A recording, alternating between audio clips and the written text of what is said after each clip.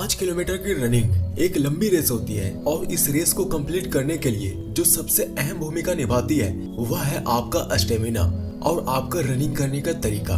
अगर आपको दौड़ने का सही तरीका पता है तब आप बड़े ही आसानी से 5 किलोमीटर की रेस कंप्लीट कर सकते हो और डिफेंस सर्विस वगैरह में अपना सिलेक्शन ले सकते हो। इसलिए आज की इस वीडियो में मैं आपको 5 किलोमीटर रनिंग करने का सबसे आसान तरीका बताऊंगा और साथ ही साथ कुछ ऐसे टिप्स के भी बारे में बताऊंगा जिससे आपका रनिंग कई गुना बेहतर हो जाएगी। इसलिए इस वीडियो को शुरू से लेकर एकदम लास्ट तक देखना। So let's explore. Tips number 1, दौड़ने से पहले वार्म अप और स्ट्रेचिंग जरूर करें। देखिए, जब हम लोग रनिंग शुरू करते हैं तो उससे पहले हमारा बॉडी रिलैक्स मोड में होता है और हमारे शरीर में जितने भी मसल्स हैं वो भी पूरी तरह से रिलैक्स मोड में होते हैं। और अगर आप ऐसे कंडीशन में डायरेक्ट दौड़ना शुरू कर दोगे या 5 किलोमीटर की रनिंग करना शुरू कर दोगे तो ऐसे में आपके शरीर के सभी मसल्स नहीं खुल पाते हैं और जिस चलते आप अपनी पूरी क्षमता से दौड़ नहीं पाते हो और रनिंग करने के बाद आपके शरीर में पेन यानी कि दर्द शुरू हो जाता है। जैसे कि आपके पैरों में दर्द होता है, आपके पीठ में दर्द होता है, एटसेट्रा अन्य कई जगहों में। इसलिए जब आप रनिंग करें तो उससे 15 से 20 मिनट पहले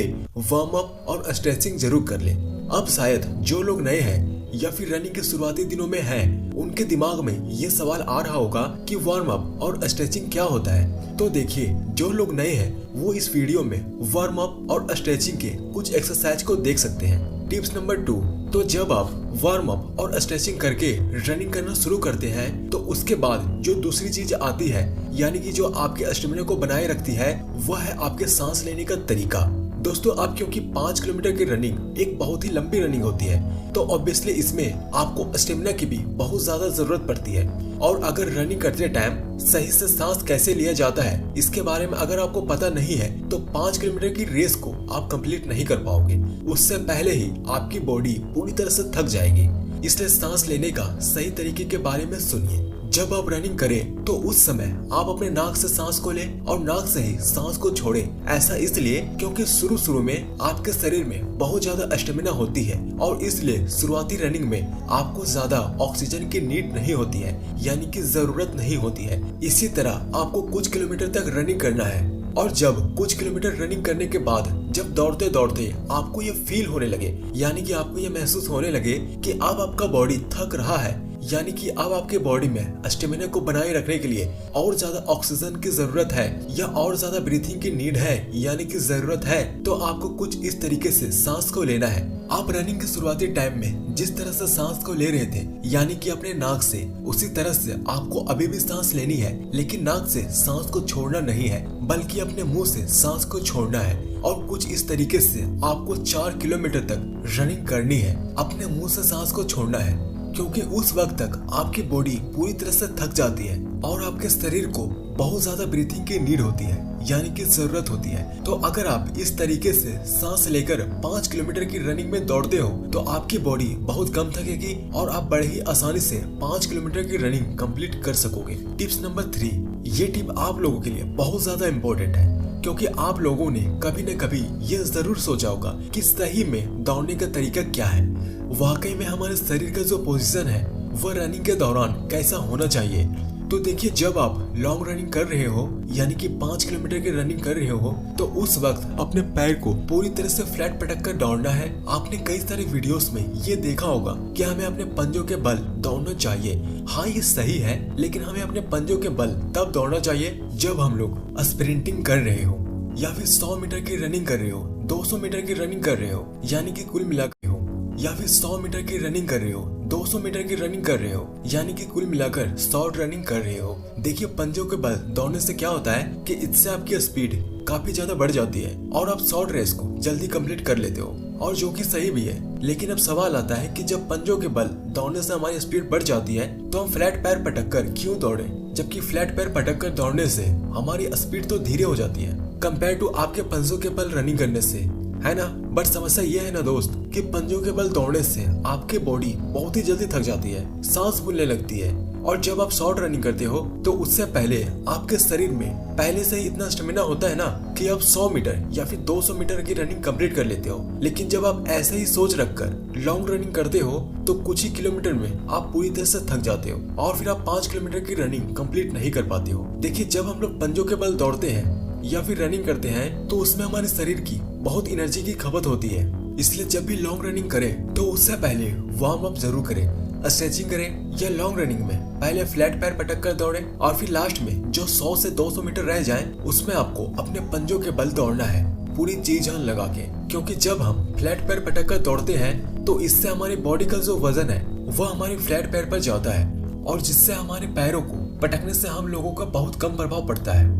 इसका एक फायदा यह भी है कि फ्लैट पैर पटक कर रनिंग करने से आपके पैरों में किसी भी तरह की समस्या नहीं होती है। नंबर 4, तो जब आप रनिंग में इतने सारे फैक्ट्स को जान चुके हो तो ये भी जानना आवश्यक है कि रनिंग टाइम में बॉडी का पोजीशन कैसा होना चाहिए।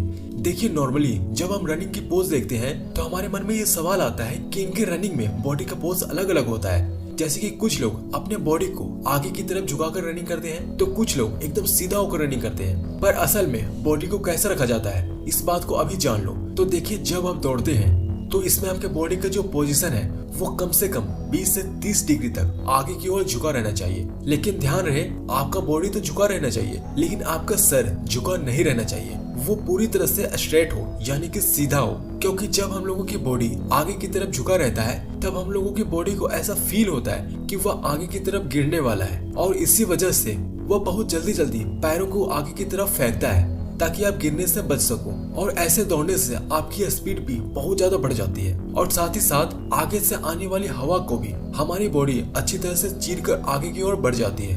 अब अगर आप बाइक का शौक रखते हैं तो आपने देखा होगा कि जो रेस ट्रैक के चैंपियन होते हैं जैसे कि रोसी, तो इन सब की जो सिटिंग पोजीशन होती है वह नीचे और आगे की ओर झुकी होती है। क्योंकि जब आपकी स्पीड बढ़ती है तो हवा का फोर्स भी आपके शरीर पर बढ़ जाता है, यानी कि जितना तेज आप दौड़ोगे हवा भी आप पर उतना ही फोर्स लगाएगा।